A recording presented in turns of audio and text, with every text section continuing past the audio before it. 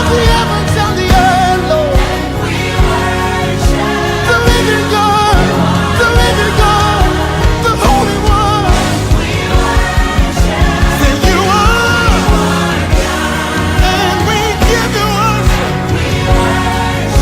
Say you are. Toujours autour de cela. Donc, on retient que le territoire que Dieu a donné à son peuple partait d'où? Du désert jusqu'au grand fleuve du Jourdain. Amen. Amen. Le désert, souvent nous fouillons le désert. Nous fouillons souvent le désert, mais il faut que nous passons aussi longtemps que possible par le désert toute notre vie. C'est ce qui va faire ressortir ce qui est en toi. Amen. On ne peut pas éviter le désert. Le désert est ton territoire.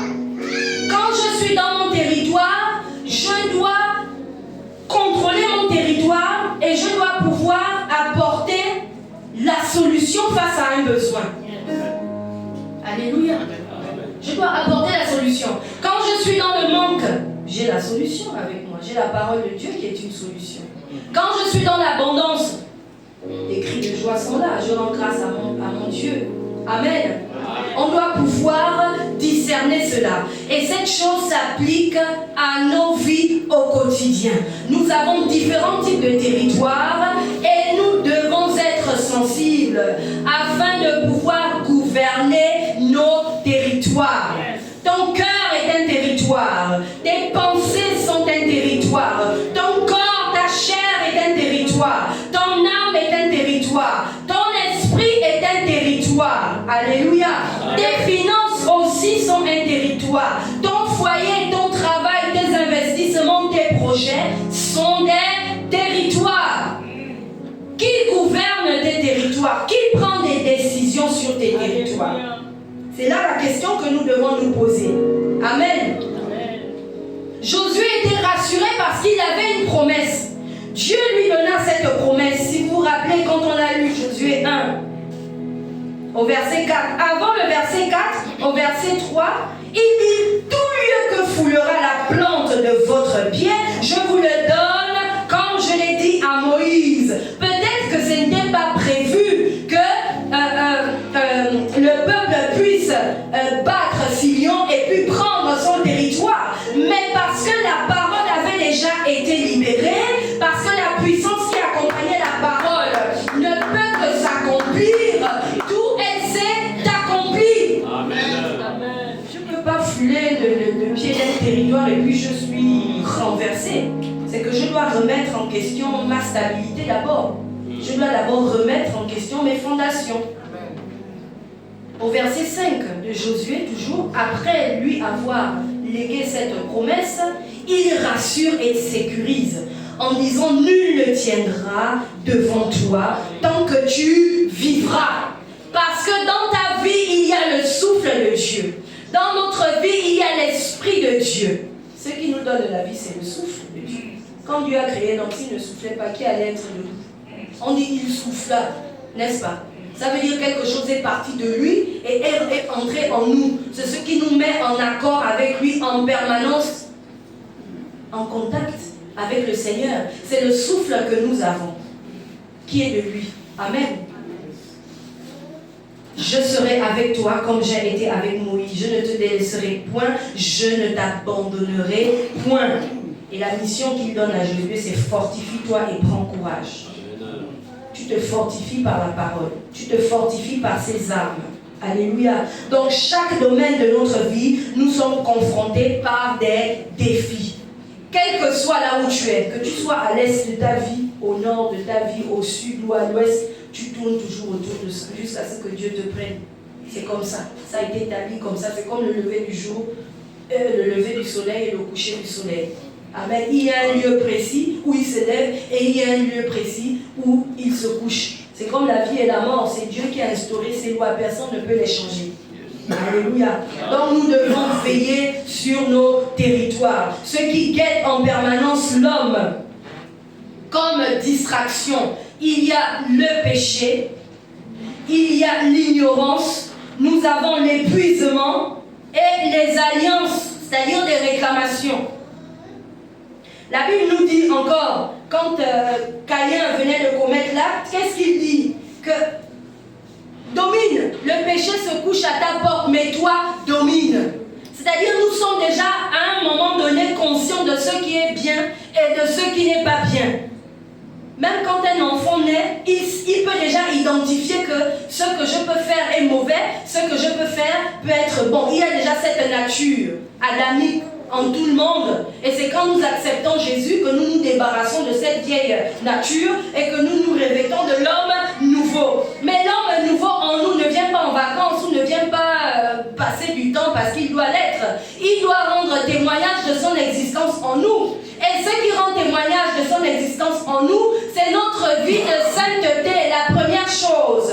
Parce que sans la sainteté, on ne peut pas lui être agréable. C'est la première nature de Dieu. Avant qu'il ne soit bon, avant qu'il ne soit comme il est d'abord saint. C'est ce qui fait de son trône si haut et si distant de tout ce qu'on nous voyons au quotidien. Amen. Mais nous avons la grâce de porter sa présence en nous, sa royauté en nous. Nous nous déplaçons avec un royaume intégral en nous. Je ne sais pas si des fois nous avons conscience de cela. Et c'est ce qui nous met à part face à certaines circonstances. Parce que nous tenons compte de ces réalités-là. L'ignorance, Osée 4:6, mon peuple périt faute de connaissance. Ça veut dire que on t'emmène à gauche, on t'emmène à droite, au lieu d'abord d'être enraciné à l'esprit qui est derrière le prophète, à l'esprit qui est derrière l'homme de Dieu, parce que c'est ce qui t'attire afin de reconnaître que je suis dans un bon lieu, mais toi tu t'attaches à la personne. Ce qui fait que la personne peut te faire sortir des phrases comme par exemple Jacques, quand il a dit tu es le Christ, c'était une révélation, mais plus loin on peut voir comment il pouvait décourager Jésus, et Jésus par le discernement pouvait dire arrière de moi Satan. Pourtant c'est le même Pierre qu'il a dit, alléluia, quand ils étaient ensemble avec Jacques Jean, parce qu'il avait discerné ce qui était derrière. L'ignorance encore. Éphésiens 4:17 nous dit, voici donc ce que je dis et ce que je déclare dans le Seigneur, c'est que vous ne devez plus marcher comme les païens qui marchent selon la vanité de leurs pensées. Ils ont l'intelligence obscurcie, ils sont étrangers de la vie de Dieu à cause de l'ignorance qui est en eux. Parce qu'ils ne se sont pas dépouillés de ce dépôt mondain. Ils ne se sont pas dépouillés de ce dépôt obscur. Ils l'ont toujours gardé en eux. Et c'est ce qui porte confusion. Des fois c'est comme un spectacle quand on se retrouve à l'église. C'est d'habitude, on dit bonjour, on écoute et on se sépare, c'est comme d'habitude.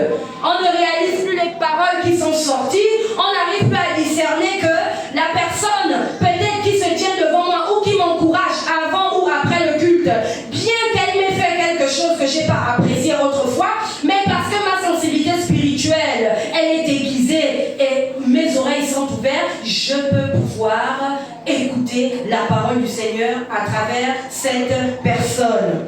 Trop de distractions. Ne donnez pas accès au diable. Éphésiens 4:27.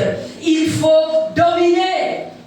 Il faut pouvoir vous tenir ferme dans vos territoires. Je ne permets pas que l'échec rentre dans ma maison. Je ne permets pas que la mort rentre dans ma maison. Parce que je suis le garant de mon territoire. Dieu m'a déjà donné ce qu'il faut et je dois pouvoir me tenir à la place qu'il faut afin de ne pas me laisser emporter par le langage humain. Amen.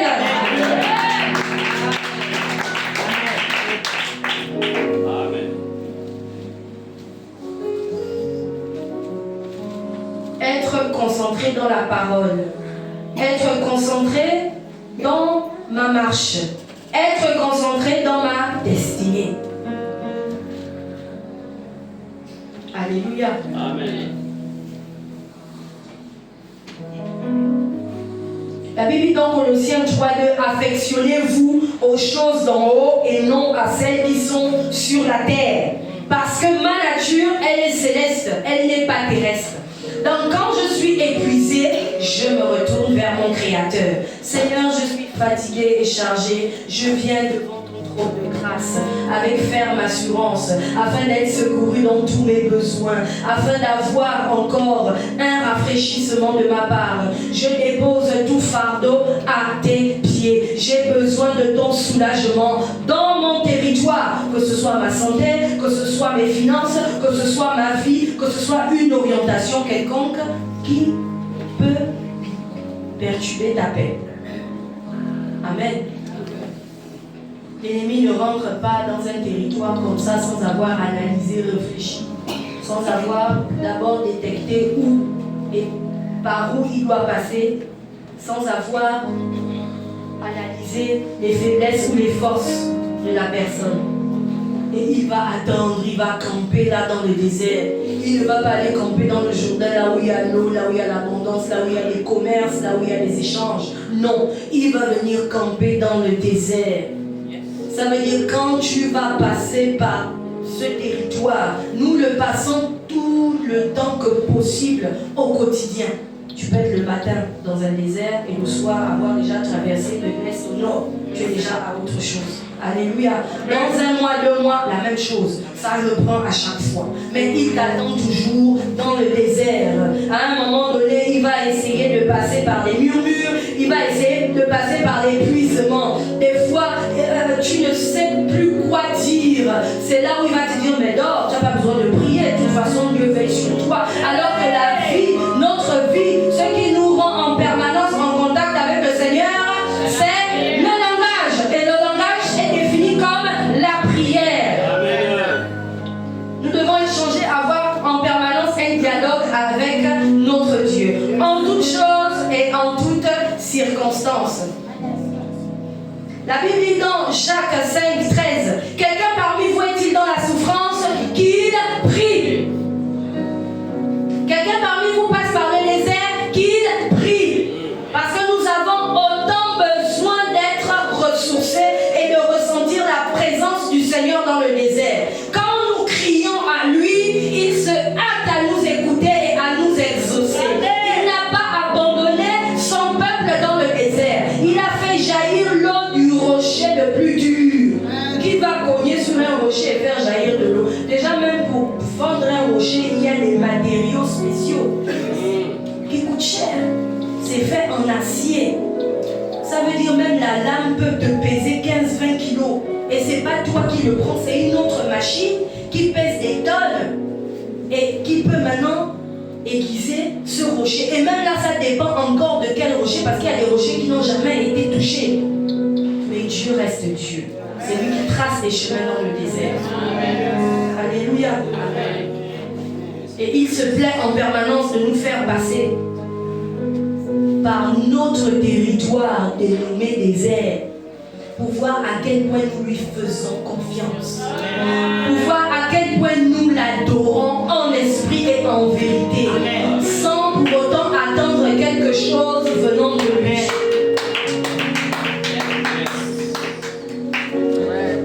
Il te rassure, s'il arrive à nourrir les oiseaux du ciel, pourquoi ne va-t-il pas prendre soin de l'homme qui a fait à son image?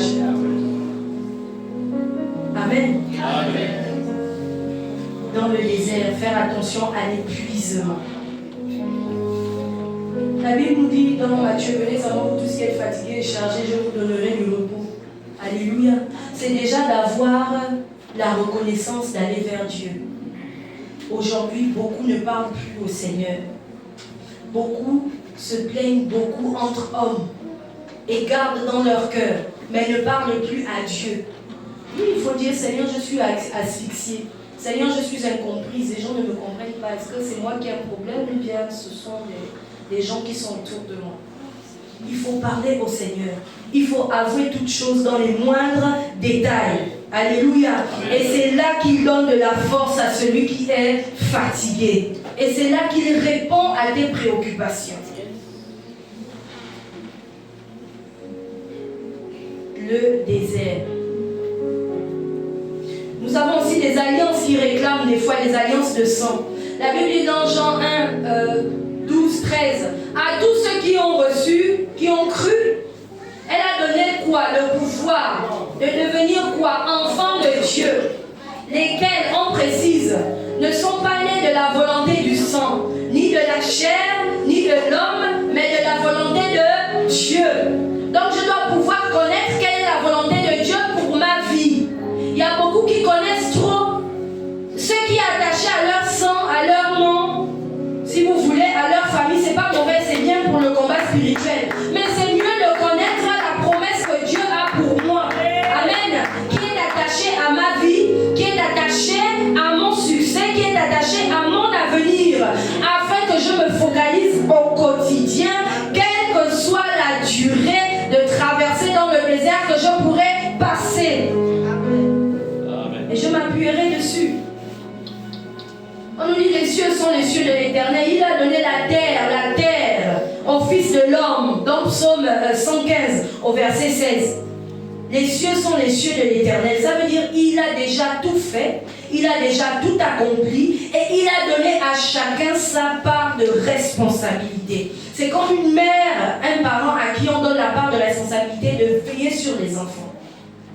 On te donne la gestion de ton territoire, de tes territoires, de la terre. Alléluia. Ça veut dire il a fait ce qu'il pouvait faire pour toi pour que tu sois dans un bien-être. Il t'a mis de la terre ferme, il t'a donné de l'eau en cas de besoin, il y a de la végétation, tout ce que nous pouvons voir, il a fourni déjà même pour ta nourriture. En toutes choses. Mais c'est nous, quelquefois, où nous sommes dans une distraction abstraite. Des fois, nous n'arrivons même pas à écouter exactement ce que j'ai à faire. Des fois, quand nous écoutons la parole du Seigneur, et à un moment donné, il y a encore de la confusion. Alors là, c'est quand vous mettez une aiguille et vous mettez un bidon d'eau sur une aiguille qui après qui bouge comme ça. Mais tu vas soutenir quel poids dans ça. Et là, tu es en train de faire croire que le bidon d'eau est plus lourd que l'aiguille. Qui d'entre vous peut porter une voiture? Personne. N'est-ce pas? Personne ne peut porter une voiture. Mais moi, je peux porter le cric qui va porter une voiture. Est-ce que vous voyez? Je peux porter le cric qui porte toute une voiture. Donc, je peux porter la présence de Dieu parce que sa nature, elle est en moi. Et c'est Dieu en moi qui fait toutes choses selon des orientations. Maintenant, il faut que je sois aligné à sa volonté. Pour que je sois aligné à sa volonté, il faut que je sache écouter sa voix. Mes brebis entendent ma voix. Elles m'écoutent et me suivent. On n'a pas dit je parle et elles n'entendent pas. Ils ne parlent pas seulement et elles ne suivent pas. La voix qui se lève dans le désert, pourquoi elle va se lever dans le désert? Parce qu'il y a le silence dans le désert. Parce qu'il n'y a que le désert où nous pouvons écouter véritablement Dieu et voir ses bienfaits. Si tu es dans l'abondance, tu as autant de billets de 10 000 et qu'on t'ajoute 10 000, qu'est-ce que ça te fait? Tu as autant de bijoux, on t'ajoute quelque chose, qu'est-ce que ça te fait? Tu as 10 perruques, allons un peu dans le jargon connu. On t'ajoute une perruque, ça te fait quoi? Il faut que tu sois dans le manque pour donner de la valeur à la solution qui vient. Pour dire que si ce n'est pas de la main de Dieu, qui peut? Alléluia. Au départ, quand tu commences, tu peux toutefois crier ça et là. Des gens peuvent te venir en aide. Au départ. Mais à un moment donné, ça ne marche plus comme ça. C'est pas que Dieu t'a oublié, c'est que la ressource est en toi. Et il va falloir la faire ressortir pour pouvoir l'exprimer dans le désert. Tu dois pouvoir exprimer cela. Tu marches, il n'y a pas d'eau, qu'est-ce que je fais? Isaac, je vais creuser. Il y a de l'eau quelque part. J'ai eu la sensibilité qu'il y a de l'eau ici. Et ce que je dis, cela se passe. Parce que l'Éternel m'a donné le pouvoir de déclarer. Et pourquoi ce que je déclare ne prend pas vie? Sachant que je vis selon la volonté du Seigneur. Je suis en parfait accord avec mon Père. Vous ne savez pas qu'il y a un type de personne qu'on ne touche pas. Les paroles, des fois, deviennent même des jugements. C'est pour ça qu'il faut faire attention avec le langage des fois. On ne parle pas n'importe comment, n'importe quoi. Il faut mettre une garde. Le territoire aussi de la langue, il faut veiller dessus. Alléluia. Veillons dessus. bien-aimés. L'Esprit de Dieu qui est en nous. Dans 1 Corinthiens 2:11, lequel des hommes en effet connaît les choses de l'homme, si ce n'est l'Esprit de l'homme qui est en lui. De même, personne ne connaît les choses de Dieu, si ce n'est l'Esprit de Dieu qui est en lui. Si nous ne discernons pas l'Esprit de Dieu, si nous n'avons pas la sensibilité à reconnaître que là c'est la voix du Saint-Esprit, comment allons-nous résoudre des énigmes? Comment allons-nous apporter des solutions? Nous allons toujours être dépendants des personnes autour de nous, bien-aimés. Avec les temps qui courent, on doit pouvoir discerner qui nous sommes. Je dois discerner les opérations de l'Esprit. Je dois discerner l'Esprit en moi. Qu'est-ce que l'Esprit veut que je fasse? Est-ce que je dois prier? Des fois, il t'arrive même quand tu commences à prier, tu ne mesures même plus le temps. Et c'est là être conduit par l'Esprit de Dieu. Des fois, tu n'as même plus de mots. Tu continues à prier en langue. Des fois, l'Esprit te conduit à répéter la même prière plusieurs jours. Fais-le. Des fois, tu as ton plan de prière, mais tu ne ressens pas le désir d'aller dans ça. Laisse-toi conduire.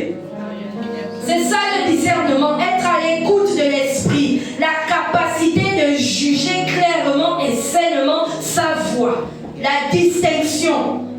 Corinthiens nous dit la même chose, toujours dans 2:14. Mais l'homme animal ne reçoit pas les choses de Dieu, de l'Esprit de Dieu, car elles sont une folie pour lui. Il ne peut les connaître parce que c'est spirituellement qu'on juge. Ils sont à part. Et nous ne pouvons pas des fois être là. On se dit né de nouveau être chrétien et les gens viennent fouler ton territoire comme ils veulent. C'est-à-dire, tu vois quelqu'un qui vient avec les mains dans les poches, il vient, il shoot un bidon, il tourne, il part. Il te tâche la moquette, il te fait le désordre. Déjà, pour les familles nombreuses, des fois, quand certaines personnes se donnent au ménage, il y a souvent des frères qui sont très spécifiques. Là. Ils arrivent, ils dérangent, ils font ça. Comment ça peut déjà un peu décourager dans ce que nous faisons? À plus forte raison dans le cadre spirituel. Tu vas accepter que quelqu'un vienne violer ton territoire de sainteté, qui doit honorer Dieu, qui doit glorifier Dieu en permanence. Parce que Dieu t'a fait pour être une source, pas d'abord pour toi, mais pour ceux qui sont autour de toi. Et c'est comme ça que l'évangile se propage. Parce qu'il faut arriver au niveau comme à l'époque des apôtres, que l'on puisse avoir des témoignages de ces hommes même sans qu'ils n'ouvrent la bouche, rien que par leur présence, rien que par la sphère qu'ils dégagent, rien que par la posture, que l'on sache que ces hommes sont quand même à part. Ils ne sont pas comme tout le monde. Bien aimé, qu'est-ce qu'on pouvait envier aux Israélites? Si ce n'est que la victoire face à toute leur bataille, s'ils ne faisaient qu'accumuler des territoires, s'ils ne faisaient qu'être bénis, ne faisaient que croître. On n'a jamais entendu qu'ils ont été aussi nombreux comme peuple, comme la Chine. Ils sont toujours restés une minorité. Ça veut dire que Dieu en a même fait un territoire restreint. Il sait limiter certaines choses. Alléluia. La main du Seigneur. Nous devons pouvoir discerner les temps en toutes choses. Je dois pouvoir discerner mon environnement. Je dois pouvoir discerner, est-ce que là c'est une attaque qui arrive? Je dois pouvoir discerner les temps et les circonstances. Je dois pouvoir me tenir afin d'écouter le langage spirituel. De la même manière dont vous m'entendez, je parle, vous m'entendez sur le plan naturel. Et cela impacte l'esprit pour ceux qui sont connectés, bien-aimés. De la même manière aussi, je dois pouvoir lire les temps et les circonstances audiblement. Que je sache qu'est-ce qui se prépare contre tel territoire de ma vie. Qu'est-ce qui se prépare contre ma maison? Qu'est-ce qui se prépare contre ma santé? Qu'est-ce qui se prépare contre mon avenir? Qu'est-ce qui se prépare contre ma nuit? Qu'est-ce qui se prépare contre? Je dois être en éveil. Et cet éveil s'affine par l'intimité avec le Seigneur en passant du temps dans la prière et la méditation de sa parole. Bien-aimé, je dois discerner toutes choses. Rien ne doit m'arriver que je sois là. Oh mon Dieu, qu'est-ce qui se passe? Non, je dois pouvoir discerner toutes choses. Amen. Je dois même discerner les temps de ma nation. Les fils d'Issachar, dans un chronique, qu'est-ce qu'on nous dit? Qu'ils discernaient les temps et les circonstances. Ils avaient l'intelligence pour pouvoir le faire. Ce qui faisait que des chefs, 200 chefs, pouvaient les écouter, pouvaient être là, et leurs frères sous leurs ordres. Parce que ils étaient habiles à discerner les temps et les circonstances.